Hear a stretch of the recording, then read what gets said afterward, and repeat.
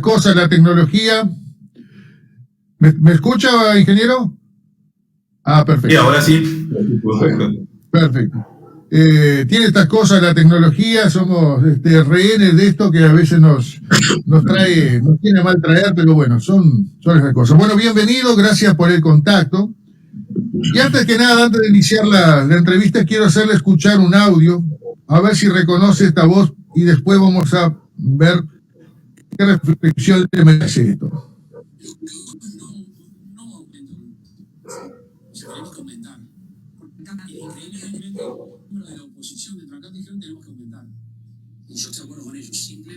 No se escucha, Juan. Nada. Vamos a aguantar, pero sí, los miembros de la oposición de Trancat dijeron tenemos que aumentar. Los miembros de la oposición de Trancat dijeron tenemos que aumentar. ¿Puedo escuchar, ingeniero? Sí, lo pude escuchar, sí. Bien. ¿Esto es así? En primer término, dos consultas quiero hacerle. ¿Cuántos miembros de la oposición hay en el directorio de ANCAP? Y en segundo término, ¿esto era así? ¿Esto fue pedido, este aumento por parte de los integrantes de la oposición en el directorio de ANCAP? Bueno, supongo que el presidente tiene que saber cómo es la composición del directorio, y en representación de la oposición soy solamente yo. O sea, yo estoy designado como director de ANCAP a propuesta del Frente Amplio. Y soy el único propuesto por esa fuerza política.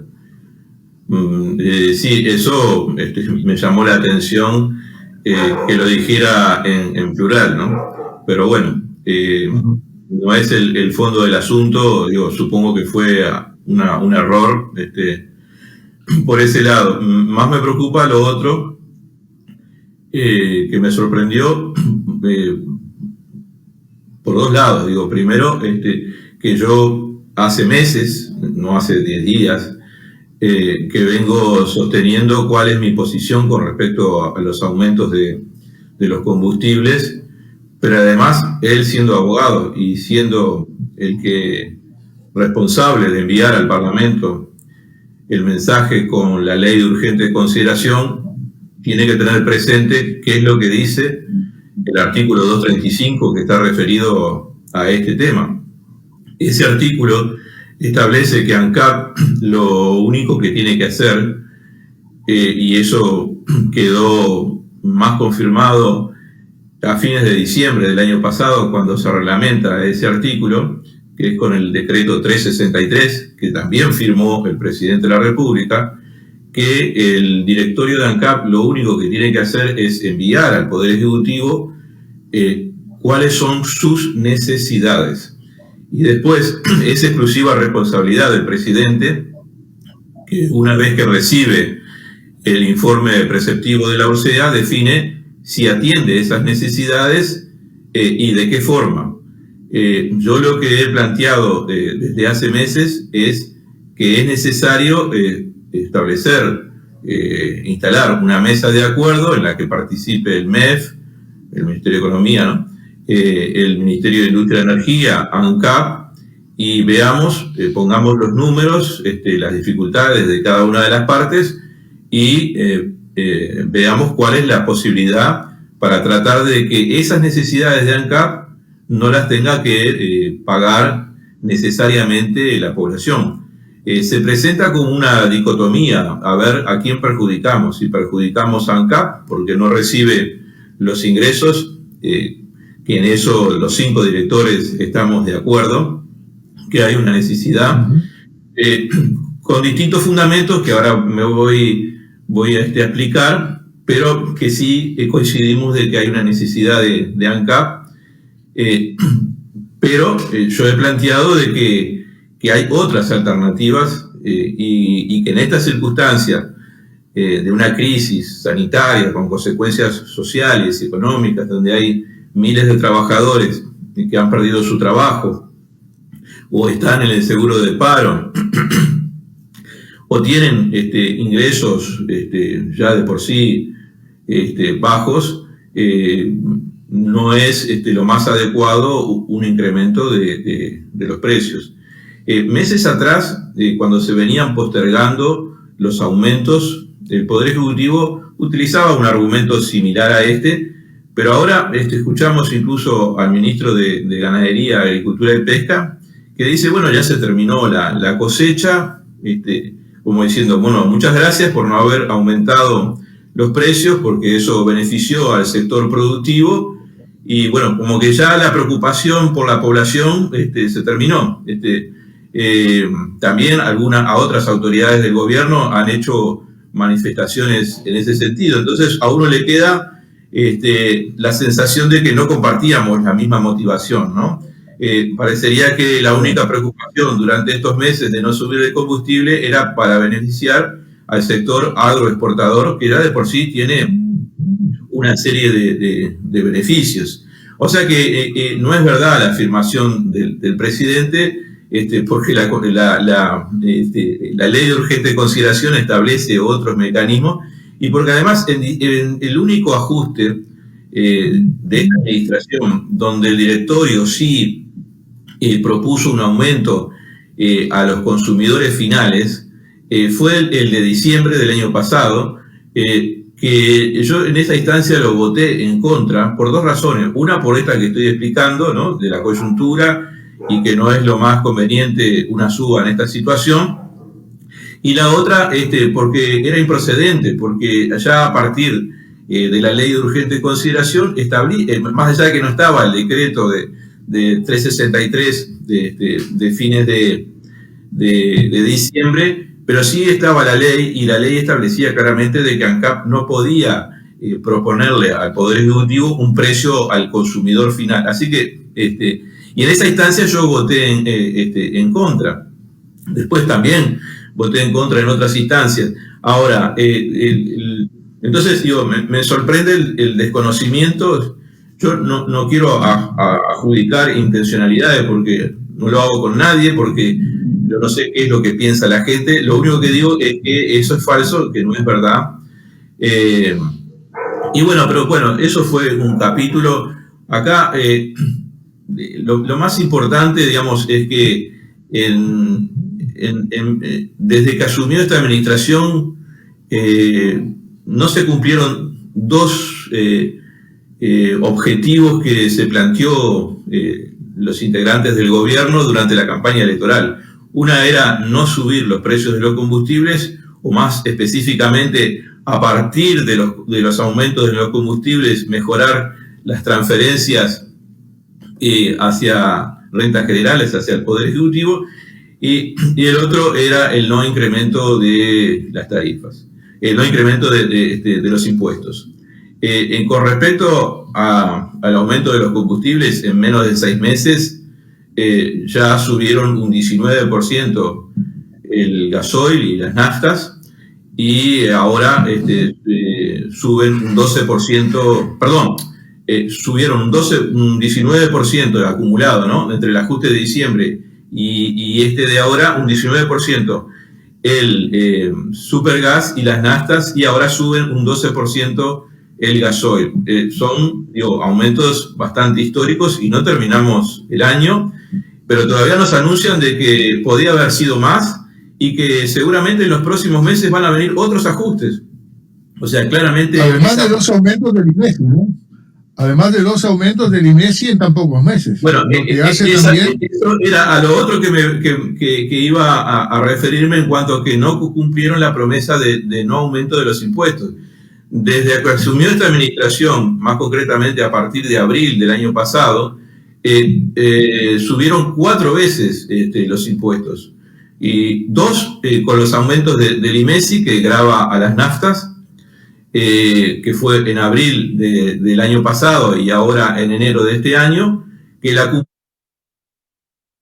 pero muchísimo más grande del que voy a decir ahora, pero solamente el incremento, el acumulado en todos estos meses, fue de 2.800 millones de pesos. Dinero que fue a expensas de una reducción de los ingresos de ANCAP, porque fue una transferencia de ANCAP hacia la DGI. Ese dinero, el gobierno, en las 2 oportunidades que lo incrementó, tuvo la posibilidad de o bajar las tarifas o contener el precio, y lo que prefirió fue saciar su apetito recaudatorio. ahora en diciembre, cuando sube el precio del supergas, aumenta también nuevamente la carga impositiva, porque el supergas está agravado con IVA. Ahora, en este último ajuste, sube también el gasoil, que también está agravado con IVA, entre otros combustibles que vende ANCAP, que también lo están. Vamos a poner un ejemplo para que la audiencia, la teleaudiencia pueda tener más claro. En el supergas, y voy a lo que planteé yo como alternativa, en el supergas estaba antes de la suba en 652 pesos, subió a 730 con 0,8, 78 pesos subió, 78 pesos que la población va a tener que hacer más esfuerzo. Dentro de esa población tenemos sectores, digamos, en situaciones económicas como las que señalaba recién, y justamente en pleno invierno, cuando es más necesario para la calefacción. No todos tienen aire acondicionado, entonces, digo, para la calefacción y la cocción. Ni todos están en el campo, ni todos están en el campo o en zonas donde es fácil acceder a una leña para calefaccionarse, y además teniendo en cuenta también que en aquellos lugares más humildes, en los asentamientos irregulares, por ejemplo, el tema de la calefacción a leña suele ser por lo más riesgoso y vaya si trae inconvenientes. El supergas es precisamente la fuente de energía más al alcance del común denominador de la gente debiera estar. Realmente bastante complicado ese tema, ¿no? Sí, digo, no nos imaginamos en hogares muy pobres que tengan aire acondicionado. O sea, es como que se desconoce una realidad, y sobre todo en pleno, digamos, ya fines de otoño, comienzo de invierno, en los meses que se está sintiendo el frío, realmente es como que se vive en una dimensión paralela, ¿no? Pero volviendo, o sea, de los 78 pesos que subió la garrafa de 13 kilos de supergas, ¿usted sabe cuál fue el esfuerzo que hizo el sector privado que se encarga de la distribución y el envasado? Fue resignar apenas 1,65 pesos de lo que cuesta una garrafa de 13 kilos. O sea, no hizo prácticamente ningún esfuerzo. De los 652 pesos que paga el cliente, 417 van para este sector. Y lo que hizo fue ahora resignar 1,65 pesos. O sea, no hizo ningún esfuerzo. Y 417 del valor total, eso va para el privado. Cuando salía 652, 417 de esos 652 van para el privado. Ahora lo que... ¿Y cuánto le quedaba a ANCAP? Bueno, ¿Cuánto le quedaba a ANCAP entonces? ANCAP estaba recibiendo 114 pesos. Y la DGI recibía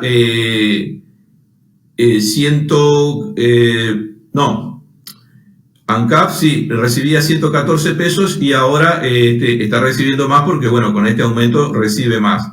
Pero a lo que iba es que la DGI no solo que no hizo ningún esfuerzo, sino que se vio beneficiada, porque del nuevo precio de lo que sale una garrafa de 13 kilos, hoy recibe 14 pesos con 69 centésimos más.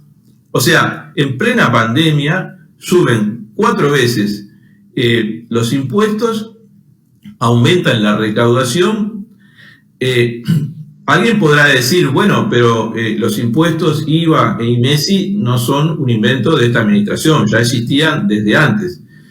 Pero la coyuntura que vive el país es completamente diferente. No se puede comparar una situación de estabilidad prepandémica, de crecimiento constante de los salarios que ocurrieron durante los 15 años anteriores, con una situación actual donde estamos en plena pandemia, donde hay, como explicaba, muchos trabajadores que están en una situación muy complicada, y que además los que están trabajando han recibido ajustes salariales, o los que están jubilados, ajustes de las pasividades, por debajo de la inflación. Porque en los últimos aumentos, los ajustes se hicieron por debajo de la inflación. O sea que en términos reales perdieron ingreso, y estos aumentos que explicaba hoy, de un 19%, o de un 12% en lo que va de 6 meses, obviamente que están muy por encima de lo que se ajustaron los salarios y las pasividades. O sea que en términos reales, la gente está perdiendo, los que pueden tener un trabajo y una jubilación, están perdiendo poder adquisitivo. Eso creo que es totalmente transparente y claro para la población. Es decir, cuánto le rinde el dinero que tiene en el bolsillo. Y esto estoy mencionando porque, bueno, como soy director de ANCAP, solamente referido al tema de los combustibles, ¿no? Es decir, cualquiera que vaya a un supermercado o a un almacén va a ver cómo permanentemente se remarcan los precios y se van incrementando. Y sobre todo en los artículos de necesidad básica, o sea que aún dentro de la población, los sectores que tienen menos ingresos son los más perjudicados. Bueno, a esos les aumentamos el precio del supergas. Ahora, entonces yo lo que propuse, bueno, vamos a establecer una mesa de acuerdo en la que veamos cuál es el esfuerzo que, en esta coyuntura, ¿no? Cuál es el esfuerzo que puede hacer cada una de las partes para tratar de evitar de que la población pague más. Bueno, no lo planteé hace 2 días, ni hace 10 días, hace meses que lo vengo planteando. Me extraña que el presidente no lo haya visto, porque inclusive salí por algunos de los canales de difusión masiva y no fui escuchado, digamos. Simplemente, bueno, se reúnen los diversos integrantes del gobierno y deciden esto. Y ahora nos traemos la sorpresa de que los aumentos que se postergaron en los meses anteriores no tenían un fin loable de atender las necesidades de la población. Era para atender la necesidad de la cosecha de los agroexportadores, que dicho sea de paso, de esos sectores agroexportadores, la soja, el arroz, etcétera, no pagan el precio de lista del gasoil que paga, yo que sé, alguien que vaya con un auto gasolero a una estación de servicio. Pagan menos, porque como son grandes clientes, les hacen bonificaciones en el precio, les hacen descuentos, tanto las distribuidoras como las estaciones de servicio, además de financiación de pago. Nadie que va, si va usted o voy yo o va cualquier ciudadano común, no le hacen una financiación, salvo, bueno, puede ir con una tarjeta de crédito, le hace una financiación. Pero las financiaciones son más importantes para estos sectores. O sea que, y además pueden devolver IVA, cosa que alguien que va con un auto que tiene nafta no lo puede hacer porque no está grabado con IVA, las naftas están grabados con IMESI. Ese IMESI en las naftas representa un 48% de lo que paga. Ahora debe ser un poquito menos con el incremento, no lo he vuelto a calcular. El 48 era antes del aumento, ahora debe ser un poquito menos porque es un precio fijo, pero igual es un impuesto muy alto. Y bueno, y no solo que no lo han reducido o por lo menos mantenido, sino que lo aumentan. O sea, es algo como que no se puede llegar a comprender ese afán recaudatorio y, en definitiva, transferencias, porque ANCAP está teniendo grandes necesidades. Le recortan, o sea, con ANCAP y con la población somos muy austeros, ¿no? Es decir, porque le recortan el presupuesto, le limitan los ingresos de personal, estamos en el mínimo histórico. Nos hicieron perder el año pasado decenas de millones de dólares porque subió el dólar y la caja que le dejó la anterior administración, que estaba en 193, terminó el año en 108 millones de dólares, o sea que perdimos 85 millones de dólares, básicamente porque subió el dólar. Nosotros tenemos, cada vez que sube el dólar nos impacta muy duro porque nosotros compramos crudo y refinados en esa moneda. Perdimos 55 millones de dólares el año pasado por ese incremento del dólar que fue descontrolado. Y recordemos las palabras del ministro de Ganadería, que celebraba porque eso iba a permitir mejores ingresos a los sectores agroexportadores, que ahora también se beneficiaron por el no aumento de las tarifas. Y después sin tener en cuenta también la compra extemporánea, ¿no? Sin tener en cuenta también la compra extemporánea que se hizo de combustible cuando el precio del petróleo se vino a valores realmente históricamente bajos y nosotros compramos a valores sumamente altos en aquel momento, lo recuerdo, ¿no?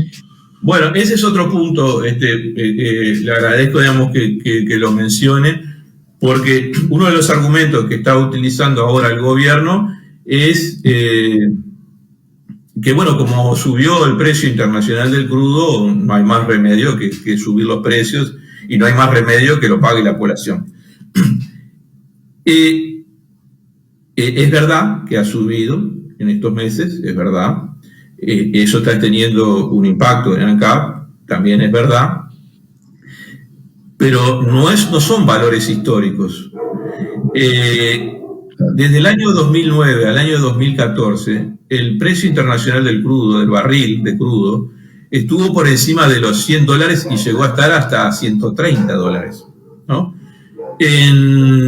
Del 2018, de enero del 2018 a enero del 2020, estuvo por encima de $60, similares a los valores actuales, y llegó a estar a valores de $80. ¿Qué sucedió? Cuando comenzó la pandemia, naturalmente la demanda se retractó. Recordemos que se empezaron a restringir todos los vuelos, o sea, todo lo que es transporte, o sea, hubo una retracción importante. Y en ese momento lo que ocurrió fue una sobredemanda de combustibles ya producidos. Entonces, por la ley de la oferta y demanda, el precio del crudo bajó. Pero ahora está recuperando valores prepandemia. O sea que no es que sea una situación extraordinaria. Es más, estamos volviendo a valores habituales, digamos. Estamos volviendo a valores habituales. Ahora, antes de los años que yo le mencionaba, de ese periodo del 2009 al 2020, 12 años, 7 años estuvo por encima de los valores actuales, ¿no? Fueron pocos los años que estuvo por debajo. Entonces, no es algo que sea justificado. Pero además, en esos periodos, en los últimos 10 años, antes de que asumiera esta administración, se hicieron inversiones por el valor de $1.280 millones en ANCAP.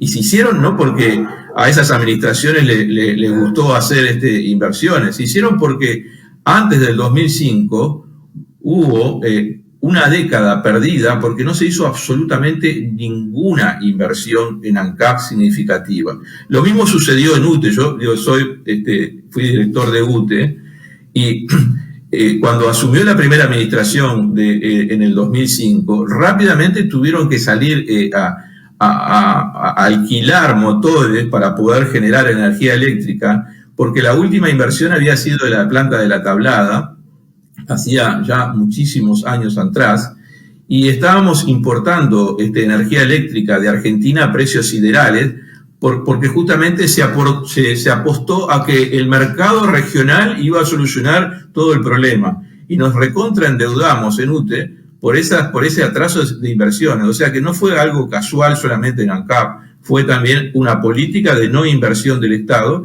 que obligó a las siguientes administraciones a tratar de resolver esos temas. Ahora, en el 2020, la inversión, ¿sabe cuánto fue? $12 millones. Comparemos con los 1.280 que le acabo de mencionar. O sea, prácticamente lo que se destina es menos, inclusive, de lo que se necesita para mantener lo existente. En una empresa petrolera de la dimensión de ANCAP, destinar $12 millones realmente es irrisorio.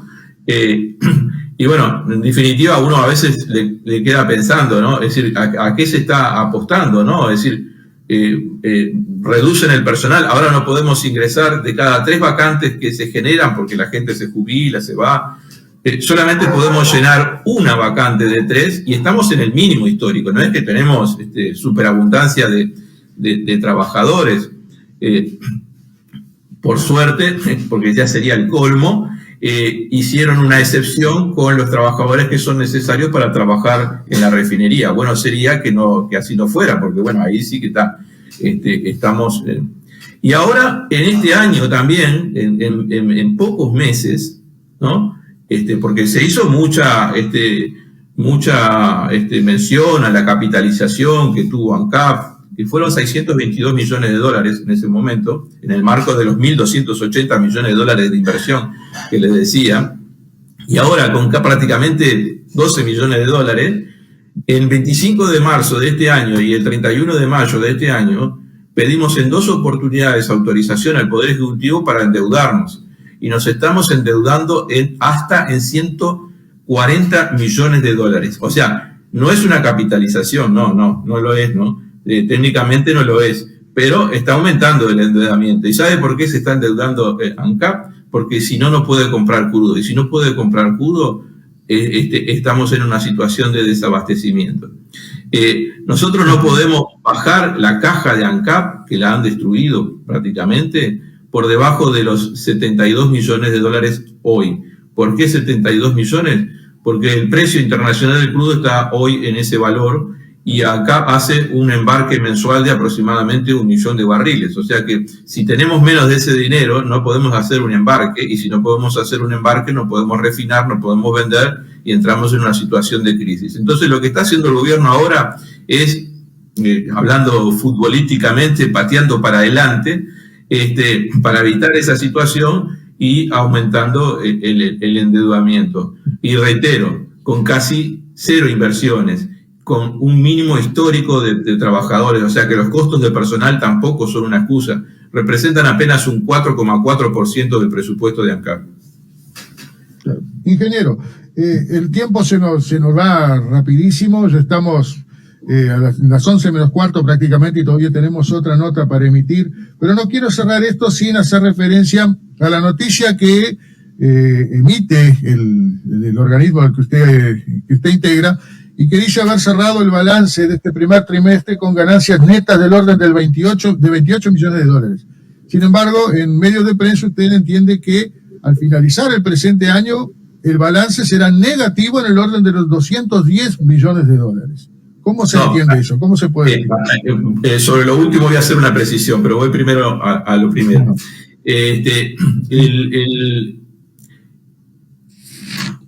Es un tema contable de cómo cierra con 28 millones positivo. ¿Por qué? ANCAP, entre el tiempo que realiza la compra del crudo, llega el crudo, se hacen los alijos de la zona alfa sobre el río de la Plata y se llevan a la refinería de La Teja, se refina el crudo, se distribuye y se vende, transcurren aproximadamente 2 meses. Entonces, desde el punto de vista contable, cuando uno analiza la composición del precio del combustible que se está vendiendo, toma en cuenta un crudo que se compró hace 2 meses atrás. Y hace 2 meses atrás el crudo estaba en un precio sensiblemente inferior. Pero es como una, no lo digo porque no quiero ofender a los contables, a los contadores, es, digamos, no es la realidad. Distintas formas de analizar, claro. Distintas formas de analizar un hecho, pero con diferentes tiempos. Ese crudo está bien, está correcto desde el punto de vista contable, pero ese crudo que nosotros compramos hace 2 meses atrás, ya no lo estamos comprando al mismo precio, lo estamos comprando a un precio cada vez mayor. Entonces, esa ganancia, digamos, es una ganancia porque se saca una foto de hace 2 meses atrás. La realidad actual es que hoy el ingreso que está teniendo ANCAP por la venta de 1 litro de combustible refinado, no de un tipo específico de un combustible refinado, sino por el ingreso ponderado por los distintos productos que vende, es menor que lo que sale 1 litro de crudo. Es decir, es como que alguien esté vendiendo un producto a un precio menor de lo que le sale el insumo que utiliza para producir. O sea, hoy estamos 6 pesos por debajo. O sea que estamos... Hoy ANCAP, si fuera una empresa privada, no vendería ni 1 litro de nafta, ni 1 litro de gasoil, no vendería nada, absolutamente nada, porque por cada venta pierde dinero. Trataría de exportar todo. Y el gobierno ha podido sostener el precio de los combustibles porque existe justamente una empresa del Estado. Es más, cuando se hace mención al tema de los precios de paridad de importación, que es una forma de comparar cuánto saldría afuera frente a refinarlo. Siempre se busca comparar con un solo tipo de combustible, pero eso es una comparación que no es correcta. Hay que comparar si todo el país, si el país tuviera que importar todos los combustibles, todos los tipos de combustibles que se necesitan en el país, pierde plata, porque sale más barato traer el crudo y refinarlo que traer. Ahora, si me dice, bueno, trae solamente el gasoil.